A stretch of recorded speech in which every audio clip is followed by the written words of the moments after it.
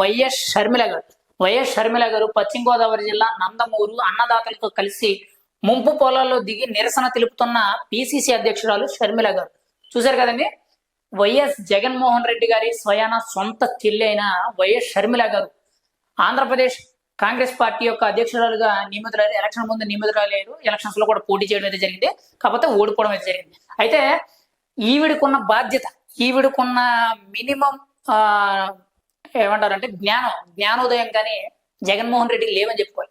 Actually మొన్న గత వారం రోజుల నుంచి పడుతున్న వర్షాల కారణంగా చూసుకుంటే ఆంధ్రప్రదేశ్ లో దాదాపుగా కొన్ని వందల వేల ఎకరాలు అనేవి పంట నష్టానికి గురైంది. అయితే ఇక్కడ షర్మిల గారు వచ్చి ప్రజల కోసం ఇది ప్రభుత్వం పట్టించుకోవాలని చెప్పి ఈవిడ ఇక్కడ ఏదైతే ఉందో ప్రజలు ఇలా నష్టపోయారు, ఖచ్చితంగా దాన్ని పట్టించుకోవాలని చెప్పి వాళ్ళ కోసం అయితే నిరసన తెలియజేస్తున్నారు. కానీ జగన్మోహన్ రెడ్డి ఏం చేస్తున్నారు, తన కార్యకర్తని చంపేశారని చెప్పి అనే టాపిక్ ఆ శవరాజకీయాన్ని అడ్డం పెట్టుకొని మొన్న మొదటి రోజు అసెంబ్లీ సెషన్స్ లో ధర్నా చేసి నిన్న రెండో రోజు అసెంబ్లీ సెషన్స్ కి హాజరవ్వకుండా ఢిల్లీలో నా కార్యకర్తను చంపేశారు అని చెప్పి ఆ టాపిక్ పెట్టుకొని అక్కడ ఏదో ఒక టెంట్ వేసుకొని ఈయన ఒక్కడే ధర్నా చేస్తున్నానని చెప్పి రౌండ్ టేబుల్లో కూర్చొని బీహార్లో అఖిలేష్ కుమార్ యాదవ్ తో మాట్లాడుతూ ఇలా జరిగింది, నా కార్యకర్తను చంపేశారు, ఆంధ్రప్రదేశ్ లో దారుణమైన పరిపాలన జరుగుతుంది, రాష్ట్రపతి పాలన విధించాలని చెప్పాడు. అక్కడ చూసుకుంటే అంత పరిపాలన లేదని చెప్పి స్వయాన సొంత చెల్లి ప్రెస్ మీట్ పెట్టడం అయితే జరిగింది. ఆ రెండు కూడా ఆ హత్య ఏదైతే ఉందో అది వాళ్ళ పర్సనల్ ఇష్యూ, వాళ్ళ వ్యక్తిగత వివాదాల వల్ల జరిగింది, ఇది రాజకీయ పార్టీలకు సంబంధం లేదని చెప్పి ఆల్రెడీ పోలీసులు చెప్పడం జరిగింది. హోమ్ మినిస్టర్ అయిన వంగలపూడి అనిత గారు చెప్పడం జరిగింది. ఈవెన్ వైఎస్ జగన్మోహన్ రెడ్డి సొంత చెల్లి అయిన షర్మిల గారు కూడా ప్రెస్ మీట్ పెట్టడం జరిగింది. కానీ ఇవేవి ఆయనకు అవసరం లేదు. ఆయన వెనకాల ఉండే సలహాదారులు, ఆయన వెనకాల ఉండే అనుచరులు మరి ఎవరు చెప్తున్నారో సలహాలు తెలియదు. కానీ జగన్మోహన్ రెడ్డి నిన్న అసెంబ్లీ సమావేశాలు ఎగ్గొట్టేసి ఢిల్లీ వెళ్ళి ధర్నా చేస్తున్నారు. ఇక్కడ కనీసం పోనీ అసెంబ్లీకి వెళ్ళలేదు, బానే ఉంది, కనీసం ఇలా రైతుల తరపునైనా సరే రైతులకి, ఆంధ్రప్రదేశ్ రైతులకి పంట నష్టం ఇంత జరిగింది, ఖచ్చితంగా ప్రభుత్వం వీళ్ళకి నష్టపరిహారం ఇవ్వండి, వీళ్ళ తరపున నేను అన్నానని చెప్పి పోరాడారా. పోనీ కనీసం ఈవిడ పోరాడిన దాంట్లో 10% కూడా పోరాడలేకపోయింది. కనీసం ఆడ మనిషి అయి ఉండి ఆ వరద నీటిలో దిగి ఈవిడ రైతుల తరపున నిరసన తెలుపుతుంది. ఇంత పంట నష్టం జరిగింది, వీళ్ళకి వెంటనే తక్షణ సహాయం అందించండి, పంట నష్టపరిహారం వీళ్ళకి ఖచ్చితంగా ప్రభుత్వం తరపున అందాలి అని చెప్పి ఎవరైతే కాంగ్రెస్ పార్టీ అధ్యక్షురాలు ఉన్నారో షర్మిల గారు వెళ్ళి నిరసన తెలియజేస్తున్నారు. కానీ జగన్మోహన్ రెడ్డి ఏం చేస్తున్నారంటే ఢిల్లీ వెళ్ళి ధర్నా చేస్తున్నారు. ఎందుకు పనికి వచ్చిందని చెప్పండి ఆ ధర్నా? యాక్చువల్లీ వాళ్ళిద్దరూ మీ పార్టీ కార్యకర్తలే, వాళ్ళిద్దరూ వ్యక్తిగత వివాదాల వల్ల చంపుకున్నారు. ఈ రోజు చూసుకుంటే మీరేమో అసెంబ్లీ సమావేశాలు ఎగ్గొట్టేసి అటు పోనీ ఇటు రైతుల సమస్యల గురించి బాగుపడ్డారంటే అది లేదు, లేదనంటే పోనీ ఆంధ్రప్రదేశ్ కి కొన్ని తక్కువ నిధులు ఇచ్చారు, కొంచెం ఎక్కువ నిధులు ఇవ్వండి, లేకపోతే ప్రత్యేక హోదా ఇవ్వండి, లేకపోతే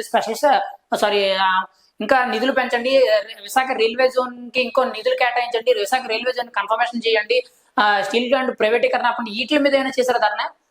మీరు ధర్నా ఎందుకు చేస్తున్నారు మీకు తెలియట్లేదు. ఇక్కడ షర్మిల గారు చూసుకుంటే జగన్ పాపం రైతులకు శాపం.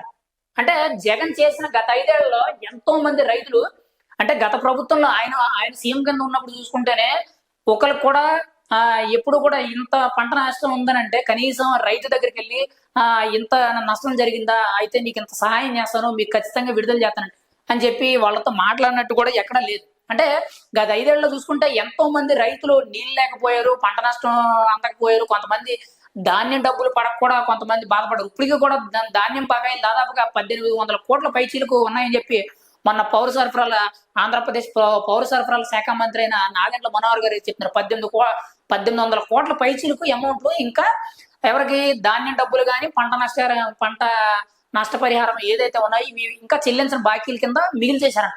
అది అంటే జగన్మోహన్ రెడ్డి పరిపాలనలో ఉన్నప్పుడే పట్టించుకోలేదు, ఇంక ఇప్పుడేం పట్టించుకుంటారు? కనీసం షర్మిల గారికి ఉన్న బాధ్యత కూడా మీకు లేకుండా పోయింది. పంట నష్టం వల్ల ఇంతమంది రైతులు ఈ వరదల వల్ల పోతూ ఉంటుంటే కనీసం రైతుల దగ్గరికి వెళ్ళి వాళ్ళ తరపున సపోర్ట్ చేస్తూ నాకు నిరసన తెలియజేస్తే కనీసం మీకు గుర్తింపు అయిన ఉంది. ఢిల్లీ వెళ్ళి అక్కడ టెంట్ వేసుకుని కూర్చుంటే మీ సాక్షి మీడియా తప్పితే దాన్ని ఎవరో కవర్ చేయట్లేదు. అయితే ఇక్కడ చూసుకుంటే రైతుల ఇంపార్టెన్స్ కాదు, ఆంధ్రప్రదేశ్ అసెంబ్లీ సమావేశాలు ఇంపార్టెన్స్ కాదు, ఓన్లీ జగన్మోహన్ రెడ్డి శవరాజకీయాలు మాత్రమే ఇంపార్టెంట్.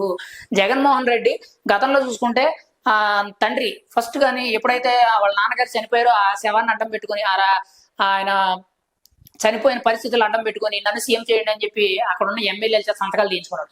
తర్వాత 2019లో చూసుకుంటే ఆ బాబాయ్ బాబాయ్ గొడ్డలపోటు ఉంది కదండి, గొడ్డలపోటు దాని మీద అడ్డం పెట్టుకొని సీఎం అయ్యారు. 2024లో చూసుకుంటే ఎవరు దొరకలేదు, ఖచ్చితంగా ఎవరో ఒకరు ఖచ్చితంగా ఆ సిచ్యువేషన్ వెళ్ళిపోతారు అనుకున్నారు, కానీ ఏంటంటే జస్ట్ మిస్ అయ్యారు. ఖచ్చితంగా చూసుకుంటే ఆ టైంలో ఎవరో ఒకరు దొరుకుంటే అయిపోతుంది, దాన్ని అడ్డం పెట్టుకొని కొంత సింపతి క్రియేట్ చేసి ఖచ్చితంగా మళ్ళీ సీఎం అయ్యే అవకాశాల కోసం చాలా ప్రయత్నం జరిగింది, పని అవ్వలేదు. కాకపోతే ఏంటంటే ఒక రాయి దెబ్బ అని చెప్పి గులకరాయి దెబ్బ అని చెప్పి మాట్లాడారు, అది అంత వర్కౌట్ అవ్వలేదు. అయితే ఇక్కడ జగన్మోహన్ రెడ్డి చూసుకుంటే అసెంబ్లీ సమావేశాలు ఇంపార్టెంట్ కాదు, రైతుల కష్టాలు ఇంపార్టెంట్ అవసరం లేదు, లేకపోతే ప్రత్యేక హోదా కానీ, లేకపోతే స్టీల్ ప్లాంట్ ప్రైవేటీకరణ కానీ, విశాఖ రైల్వే జోన్ కానీ, లేకపోతే రాజధాని కట్టడమే కానీ, పోలవరం ప్రాజెక్ట్ ఇవేవి ఇంపార్టెంట్ కాదు. ఓన్లీ అతని కార్యకర్త చంపేసాడని ఒక వంక పెట్టుకొని ఢిల్లీ వెళ్ళి దాని మీద ధర్నా చేస్తున్నారండి.